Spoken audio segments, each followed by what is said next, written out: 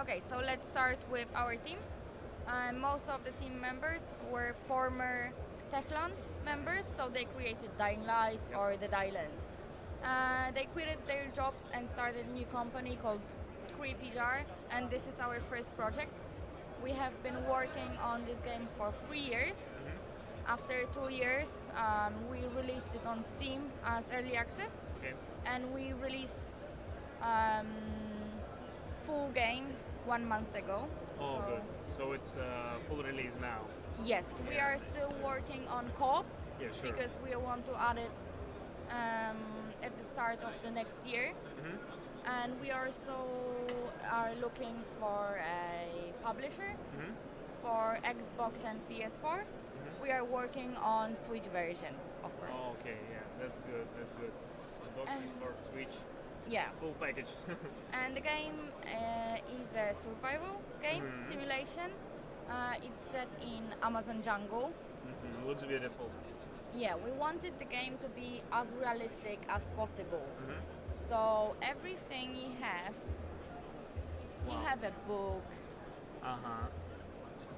so no UIs. You have a watch Okay, good. with a compass, with your time, of course. And one of the features in our game is micromanaging your micro elements. So you have hydration, you have fats, you have carbs. What else? We can inspect our body Wow. because while walking through the jungle, you can get leeches.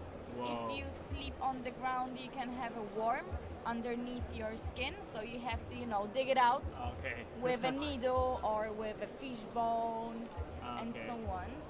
You can get bitten by snake, by scorpio, or scratched by a jaguar or puma. You can make armors, as you can see here.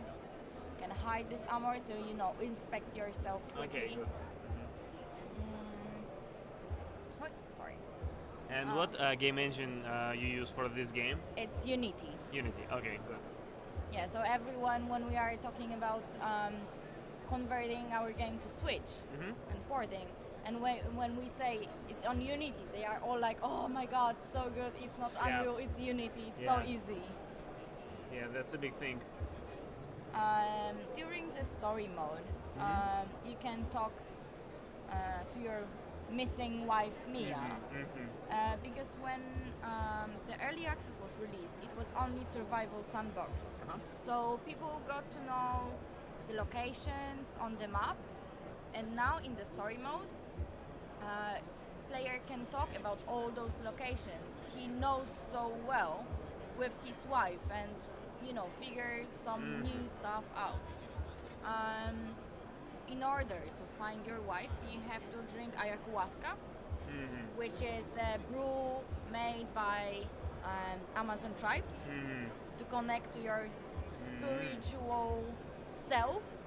So he's drinking ayahuasca and tripping and seeing things in order to find out where his wife is and why is he in the jungle and for how long. Okay. What And else? also, this is some kind of a story in the game, Yes, right? yes. We have also, I can show you. Of course, we have the story mode, Okay. the survival sandbox, and challenges. Okay. So when you choose, for example, survival, you have difficulty levels.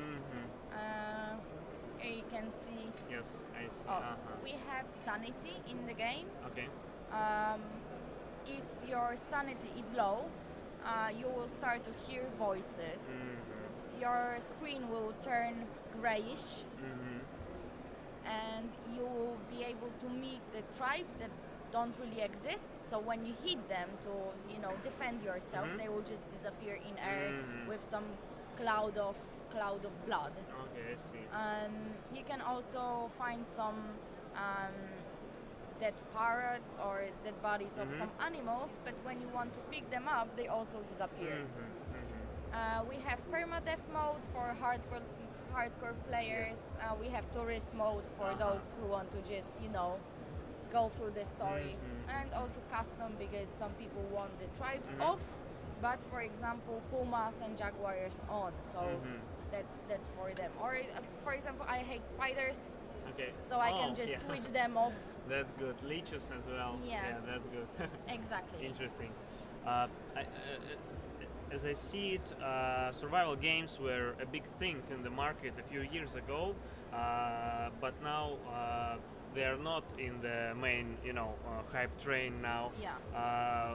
Why do you think it is a good idea to release a survival game now? When we started thinking of an idea, what to create and how, we saw that survival games are very popular. Yep. And after Dying Light and Dead Island, our team had experience in creating very beautiful jungle with all those palm trees looks and good. so on and so on. So we wanted the jungle with the survival, which was popular. And I think people were left without a good survival. I mean, you have forests, Yes, but it's a that's right. building game.